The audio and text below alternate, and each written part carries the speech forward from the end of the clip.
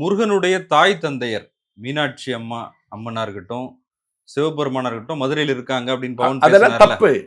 பவன் கல்யாணுக்கு பவர்ல இருக்க தகுதி இருக்கே தவிர தகவல் தெரிஞ்சு தரவுகளோடு பேசுவதற்கான தகுதி பவன் கல்யாணுக்கு கிடையாது. தமிழ்லயே பேசினார் அவரு. அதான் தமிழ்ல பேசத்தான் முடியும் அவரால். ஆனா அவர் பேசுனதெல்லாம் பொய். நான் என்ன கேட்கிறேன், இந்த நாட்டில் 6 சமயங்கள் இருந்தன. ஒன்று முருகனை வழிபடக்கூடிய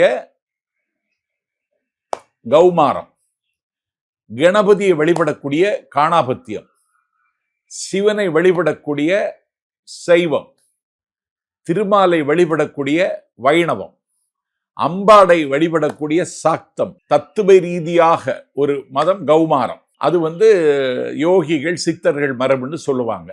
இந்த 6ஐயும் இந்த நாட்டில் ஒருவர் ஒன்றிணைத்தார். அவருக்கு பேரு தான் ஆதிசங்கரர். அவர் தான் இதை இந்து மதம்னு சொன்னார். இந்து மதம்னு சொன்னது இவங்க இல்ல, பிரிட்டிஷ்காரன் சொன்னான். பிரிட்டிஷ்காரன் சொன்ன பேரு. இங்க சைவம் தான் இருந்தது, வைணவம் தான் இருந்தது, சாக்தம் தான் இருந்தது, இங்கே காணாபத்தியம் தான் இருந்தது. இன்னைக்கு பேச்சு வழக்குல இந்துக்கள் தானே சொல்றாங்க எல்லாரும். ஆமா, இந்துக்கள் தான்.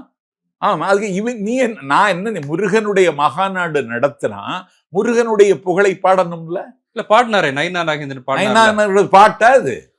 ஒரு கட்சி தலைமை இப்படியா குட்டி எது, மழை எது, கடல் எது, நதி எது, என்ன பாடி இருக்கணும்? திருச்செந்தூர் முருகன் கோவிலுக்கு போறார் பகழிக்கூத்தர். அவருக்கு வயிற்று வலியே தாங்க முடியாம முருகன் பிரார்த்திக்கிறார். பன்னீரிலை பிரசாதத்தை வாங்கிக் கொள்கிறார். வயிற்று வலி தீருகிறது. பகழிக்கூத்தர் திருச்செந்தூர் முருகன் பிள்ளை தமிழ் பாடுகிறார். குமரகுருபரர் வாய் பேச முடியாத ஊமை திருச்செந்தூருக்கு போகிறார். அவர் முருகனை கும்பிடுகிறார், உள்ளம் உருகி வழிபடுகிறார். வாய் பேச முடியாத ஊமை குமரகுருபரர் அஷ்டபிரபந்தங்கள் எழுதுகிறார். வைத்தீஸ்வரன் கோவில் புள்ளிருக்கும் வேலூர் என்கிற சிவத்தலத்தில் இருக்கிற முருகனுக்கு பேர் குமாரசுவாமி. அந்த குமாரசுவாமி மேல பிள்ளை தமிழ் பாடுகிறார். மீனாட்சி அம்மை மேல பிள்ளை தமிழ் பாடுகிறார். இது முருகன் அருளால் சாத்தியமானது என்று நம்புகிறார்கள். நீ அதையெல்லாம் சொல்லி இருக்கணும்.